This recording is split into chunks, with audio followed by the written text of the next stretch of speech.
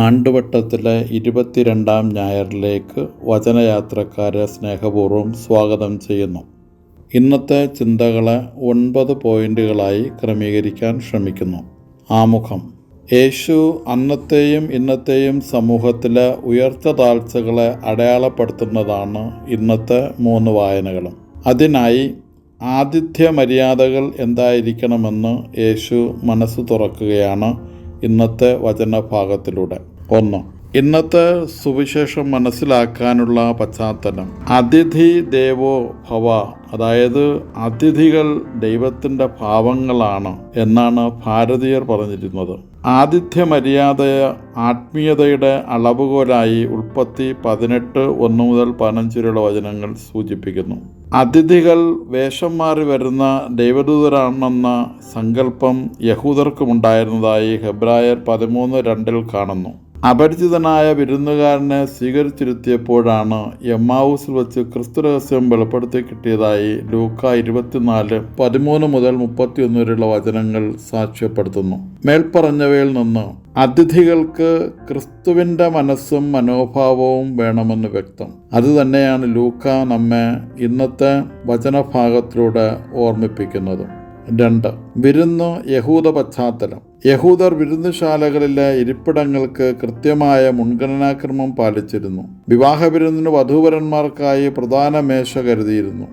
ആകൃതിയിൽ ഇരിപ്പിടങ്ങൾ ക്രമീകരിക്കുമ്പോൾ ആതിഥേയന്റെ ഇടതുവശത്തെ ആദ്യത്തെ സീറ്റ് മുഖ്യ അതിഥിക്കും വലതുവശത്തെ ആദ്യത്തെ സീറ്റ് രണ്ടാമത്തെ മുഖ്യ അതിഥിക്കും ലഭിക്കുമ്പോൾ ഇടതുവശത്തെ രണ്ടാമത്തെ ഇരിപ്പിടമാണ് മൂന്നാമത്തെ മുഖ്യ അതിഥിക്ക് കിട്ടുന്നത്. ഈ മുൻഗണനാക്രമം തെറ്റിയാൽ അതിഥികൾ പിണങ്ങിപ്പോവുക സ്വാഭാവികവുമാണ്. 3.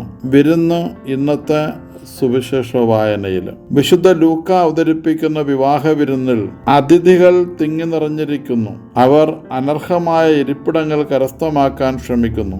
എന്നാൽ ഇത് യഹൂദരുടെ ഇടയിൽ കേട്ടുകേൾവി പോലും ഉണ്ടായിരുന്നില്ല. പ്രമുഖ സ്ഥാനത്തിനായുള്ള ദാഹം അവരുടെ ആന്തരികതയിലെ അഹന്തയുടെ നേർചിത്രമാണ്. യേശു നഖശികാന്തം എതിർക്കുന്നതും ഈ അഹന്തയെയാണ്. ഈ അഹന്തയ്ക്ക് പരിഹാരം എളിമയാണ്. അതുകൊണ്ട് യേശു എളിമപ്പെടാൻ നമ്മെ ആഹ്വാനം ചെയ്യുന്നു. 4. എളിമയാണ് ആത്മീയതയുടെ അളവുകോൽ. സമൂഹത്തിലെ പുറമ്പോക്കിൽ കഴിയുന്നവരോടുള്ള ആദരവാണ് എളിമ. ഈ എളിമ സ്വർഗപ്രാപ്തിക്ക് സഹായകരവുമാണ്. ദൈവവുമായുള്ള തുല്യത, സമാനത മുറുകെ പിടിക്കാതെ ദാസനായി അടിമയുടെ മനുഷ്യന്റെ രൂപം സ്വീകരിച്ചവനാണ് യേശു. ഫിലിപ്പിയർ 2:5-9 പരിശുദ്ധ അമ്മ പറയുന്നത് പോലെ ദൈവം പറയുന്നതാണ് ശരി, സത്യം എന്ന് തിരിച്ചറിഞ്ഞ് മുന്നോട്ട് പോകണം. ദൈവം തന്റെ ദൗത്യം നിർവഹിക്കാൻ വിളിച്ചവരെല്ലാം എളിമ എന്ന പുണ്യത്തിലൂടെ അവർ കടന്നുപോയേ മതിയാവൂ എന്നതാണ് സത്യവും. 5. അനർഹരായി അഹങ്കാരത്തോടെ വിരുന്നുശാലയിൽ കയറിയവർക്ക് സംഭവിക്കുന്ന നഷ്ടങ്ങൾ യേശു അടയാളപ്പെടുത്തുന്നു. അവ: 1. അനർഹരായി കരസ്ഥമാക്കിയ ഇരിപ്പിടം അവർക്ക് നഷ്ടമാകും. 2. അർഹമായ സ്ഥാനം പോലും നഷ്ടമാകും. 3. ഏറ്റവും അവസാന നിരയിൽ സ്ഥാനം ലഭിക്കും. 4. അവർ ലജ്ജിതരായി അപമാനിതരായി തീരുന്നു. പരിശുദ്ധ മറിയത്തിന്റെ വാക്കുകളിൽ അഹങ്കാരികളെ ദൈവം ചിതറിക്കും, വിനീതരെ അവിടെ ഉയർത്തും. അഹന്തയുടെയും അധികാരത്തിൻ്റെയും കസേരകളിൽ എളിയവരെ ഒതുക്കിയവരെയെല്ലാം ഒതുങ്ങിപ്പോയിട്ടുണ്ടെന്നുള്ളത് ചരിത്ര വസ്തുതയാണ്. 6. എളിമയും ദരിദ്രരും. അനാവ് എന്ന ഹീബ്രു പദവും തപ്പൈൻ എന്ന ഗ്രീക്ക് പദവുമാണ് എളിമയെ സൂചിപ്പിക്കുന്നത്. ഈ 2 പദങ്ങളും ദരിദ്രരെയും നിരാലംബരെയും സൂചിപ്പിക്കാൻ ഉപയോഗിച്ചിരിക്കുന്നു എന്നത് ഏറെ ചിന്തനീയമാണ്. എളിമയുടെ പ്രായോഗിക തലം സമൂഹത്തിലെ ഓരങ്ങളിലുള്ളവരോട് പക്ഷം ചേരുന്നതാണെന്ന് യേശു ഓർമ്മപ്പെടുത്തുന്നു. 7. എളിമയുടെ പ്രായോഗിക മാനം. കുരുടർ, മുടന്തർ, ദരിദ്രർ, വികലാംഗർ എന്നിവരെ അവതരിപ്പിച്ചുകൊണ്ട് എളിമയുടെ പ്രായോഗിക മാനം യേശു വെളിപ്പെടുത്തുന്നു. പകരം നൽകാൻ കഴിവില്ലാത്തവനെ വിളിക്കാനും അവന് വിളമ്പാനുമുള്ള മനസ്സാണ് എളിമ. യഹൂദരുടെയും യവനരുടെയും റോമാക്കാരുടെയും സംസ്കാരങ്ങളിൽ മേൽപ്പറഞ്ഞ വിഭാഗങ്ങൾ ദൈവശാപമേറ്റവരും മൂല്യമില്ലാത്തവരുമാണ്. ഇത്തരക്കാരെ ക്ഷണിക്കുന്ന വിരുന്നിൽ യഹൂദരോ പ്രമാണിമാരോ പങ്കെടുത്തിരുന്നില്ല. യേശുവിൻ്റെ പക്ഷം ചേരലും വിപ്ലവാത്മകതയും ആഴങ്ങൾ തേടുന്നത് ഇവിടെയാണ്. ഒരുപക്ഷെ ലോകത്തിൻ്റെ മൂല്യങ്ങളെ തലകീഴായി മറിച്ചിടുന്ന വലിയൊരു മനോഭാവം. 8. വിരുന്ന് എല്ലാവർക്കും. അവഗണിക്കപ്പെട്ടവരില്ലാത്ത വിരുന്നിൽ ദൈവസാന്നിധ്യമുണ്ടാവില്ല. കാരണം യേശുവിൻ്റെ കുടുംബം അവഗണിക്കപ്പെട്ടവരുടേതാണ്. മത്തായി 11:4-5 വരെയുള്ള തിരുവചനങ്ങൾ.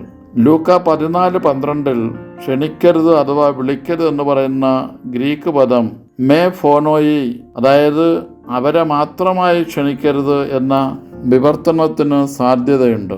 അതിനാൽ വിരുന്നിൽ ഒതുക്കപ്പെട്ടവരും മറ്റു വിരുന്നുകാരും ഉണ്ടാകണം. കാരണം ദൈവരാജ്യത്തിൻ്റെ പ്രതീകമായിട്ടാണ് വിരുന്നിനെ യേശു അവതരിപ്പിച്ചിരിക്കുന്നത്. ഇവിടെ സൂചന ഇതാണ്: ഒതുക്കപ്പെട്ടവരെ മാത്രമല്ല, മറിച്ച് സമൂഹത്തിൻ്റെ മുൻനിരയിൽ നിൽക്കുന്നവരും ഒതുക്കപ്പെട്ടവരും ഒരുമിച്ചുള്ള ഒരു വിരുന്നനുഭവിക്കൽ, അതാണ് യേശു ആഗ്രഹിക്കുക. 9. സുവിശേഷ നീതി. നീതിമാന്മാരുടെ പുനരുത്ഥാനത്തിലെ പ്രതിഫലം എന്ന ലൂക്ക 14:14 സുവിശേഷ നീതിയുടെ അടിസ്ഥാനമായി വർത്തിക്കുന്നത്. സുവിശേഷ നീതി പുനരുത്ഥാനത്തിലാണ് പൂർത്തീകരിക്കപ്പെടുന്നത്. ഉപസംഹാരം. യേശു പറയുന്ന ഈ തിരുവചനത്തെ സാമൂഹ്യ നീതിയുമായി ബന്ധപ്പെടുത്തുമ്പോഴും ദൈവത്തിൻ്റെ നീതി ഒരിക്കലും മറന്നുകളയുവാൻ പാടുള്ളതല്ല. ദൈവം തൻ്റെ മക്കളായ എല്ലാവരെയും തൻ്റെ സ്നേഹരാജ്യത്തിൻ്റെ വിരുന്നിനൊരുക്കുന്നു. ആ കൂടിവരവിന്, ആസ്വാദ്യതയ്ക്ക് ആരും തടസ്സം നിൽക്കരുതെന്ന് ദൈവം ആഗ്രഹിക്കുന്നു. ദൈവം നമ്മെ അനുഗ്രഹിക്കട്ടെ. സ്നേഹപൂർവ്വം ഫാദർ നിക്കോളാസ് ടി.